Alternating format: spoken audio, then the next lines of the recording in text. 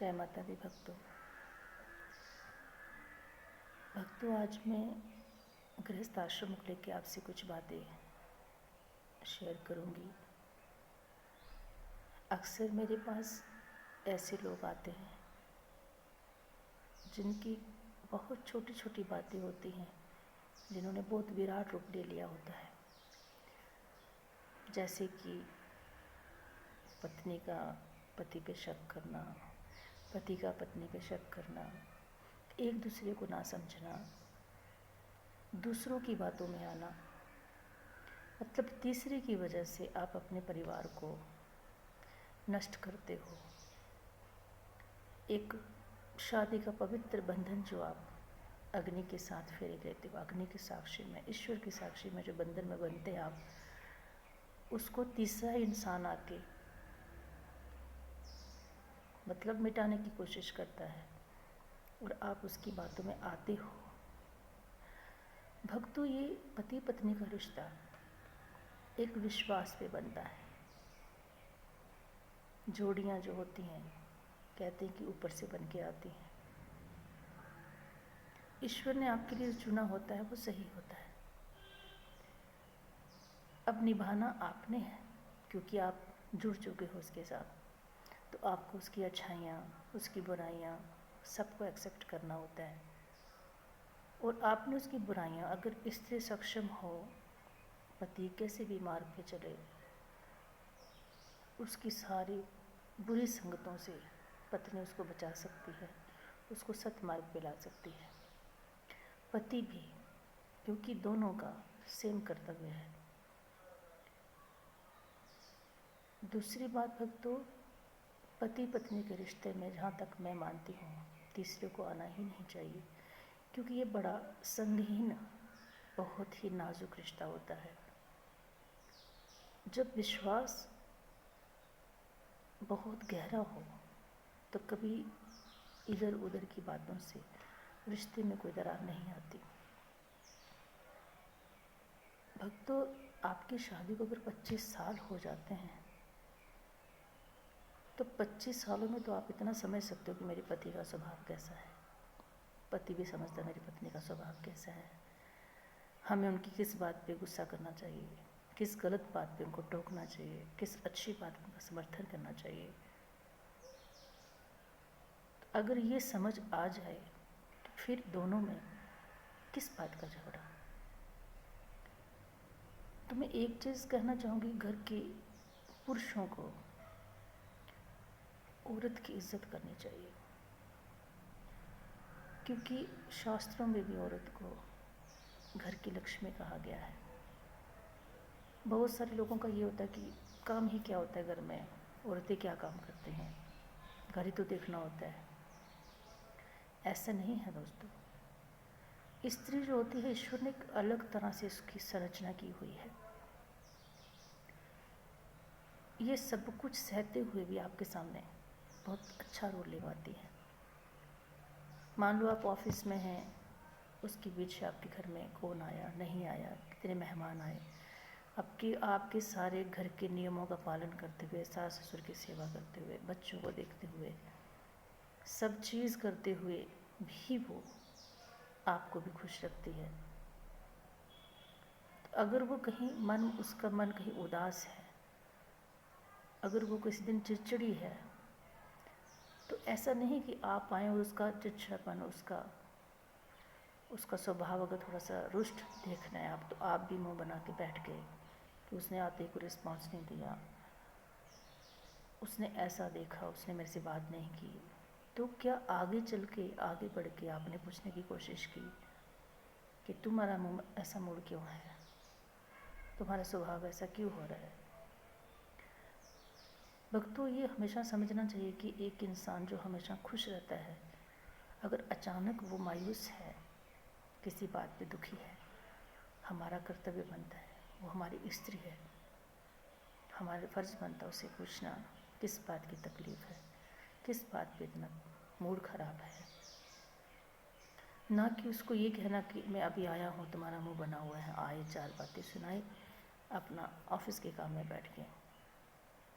ऐसा ही ज़्यादातर मुझे सुनने को मिलता है मेरे पास, जो आता है मैं वो आपको बता रही हूँ। तो मैं यही चीज़ भक्तों को समझाती हूँ कि अगर इतने सालों में आप ईश्वर को नहीं समझ पाए तो तीसरा बीच में इंसान क्या समझा पाएगा, क्या समझेगा? आपका स्वभाव, आपकी पत्नी का स्वभाव, आपके माँ बाप का स्वभाव, बच्चों का स्वभाव। अगर सब एक दूसरे को समझें, घर में कभी भी किसी चीज़ की कोई परेशानी नहीं आती। और बेफजूल के जो हम खर्चे करते हैं घर में, किसी की आदत होती है हम लेने कुछ चाहते हैं 10 चीज़ें एक्स्ट्रा लेके आ जाते हैं, तो कुछ लोगों को इससे भी परेशानी होती है। ये जायज़ भी है। ईश्वर ने अगर आपको सक्षम बनाया है, इस योग्य बनाया है, आप हर कार्य करने योग्य हैं, संपन्न हैं, आप सब कुछ कर सकते हैं। और एक चीज़ और कहूँगी भक्तों, कि बच्चों के साथ एक दोस्त बन के रहें। उन्हें आपके प्यार की, आपके सपोर्ट की, आपके सहारे की बहुत ज़रूरत होती है। भक्तों, जिन बच्चों को माँ बाप का प्यार नहीं मिलता, माँ बाप का साथ नहीं मिलता, अक्सर वो बच्चे भटक जाते हैं, क्योंकि वो उस प्रेम की खोज में भटकते हैं। उन्हें वात्सल्य नहीं मिलता। बहुत सारी बातें हैं भक्तों, आप अच्छे से जानते हैं, मैं ज़्यादा नहीं कहूँगी, क्योंकि मैं मंदिर में रहती हूँ। मुझे गृहस्थ का इतना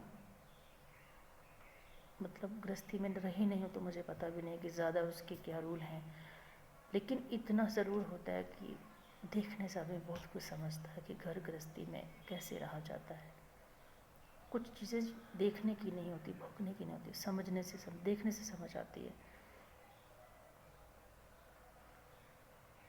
यहाँ तक गृहस्थ आश्रम का जो सबसे बड़ा धर्म है कि अतिथि देवो भव, कि मेहमान को भगवान का रूप माना जाता है। कुछ साल पहले तक ऐसा नियम था, यूँ कहेंगे आज से 15 साल 20 साल पहले तक जो प्रेम था, आज वो देखने को नहीं मिलता, क्योंकि ये युग इतनी तेज़ रफ्तार से चल रहा है कि किसी को खुद के बच्चों के लिए टाइम नहीं है, खुद के रिश्तेदारों के लिए टाइम नहीं है। वो मेहमानों को क्या पूछेगा? फिर भी जितना बन पाता है वो अपने मेहमानों की आओ भगत करते हैं। भक्तों, मैं ये कहना चाहूँगी, चाहे किसी को एक गिलास पानी ही पिलाओ, कभी रुष्ट मन से, दुखी मन से कभी नहीं पिलाना। जब भी किसी मेहमान को पूछो, मन से पूछो, खिलाओ, मन से खिलाओ, खुशी से खिलाओ। ऐसे समझो कि घर में अतिथि नहीं भगवान है, और अतिथि को हमेशा उसकी पसंद का भोजन ही करवाना चाहिए, जिससे उसको प्रसन्नता हो। अक्सर घर में जो चीज़ हम खाते हैं, अगर वही मिलेगी तो ठीक है, प्रसन्न तो होता है, लेकिन जो वो पसंद करता है, अगर वो चीज़ उसको जब आप खातिरदारी में शामिल करते हैं, उसको देते हैं, उनको परोसते हैं, तो उन्हें बहुत संतुष्टि होती है कि आज वाह, मेरी मन का भोजन मुझे मिला। तो जब किसी आत्मा प्रसन्न होती है तो आत्मा में परमात्मा है, क्योंकि वो भोग हर इंसान कहीं ना कहीं आस्तिक हो चाहे नास्तिक हो, ईश्वर को ज़रूर समर्पित करता है कि हे प्रभु, आज आपकी कृपा से जो मिला है मैं ये भोग ले रहा हूँ। भक्तों, और भी बहुत सारी बातें हैं, फिर बताऊंगी। अभी एक छोटा सा भजन।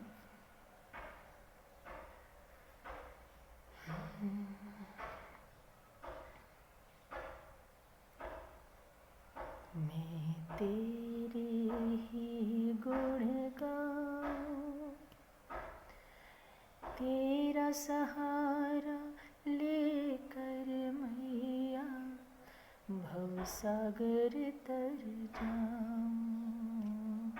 मैं तेरे ही गुण गाऊं। तेरे ही गुण गाऊं, तेरा सहारा लेकर मैया भवसागर तर जाऊं, मैं तेरे ही गुण गाऊं। जय जय मैया मेरी, जय जय मैया तेरी, जय जय मैया तेरी जय, जय जय मैया तेरी, जय जय मैया तेरी, जय जय मैया तेरी जय।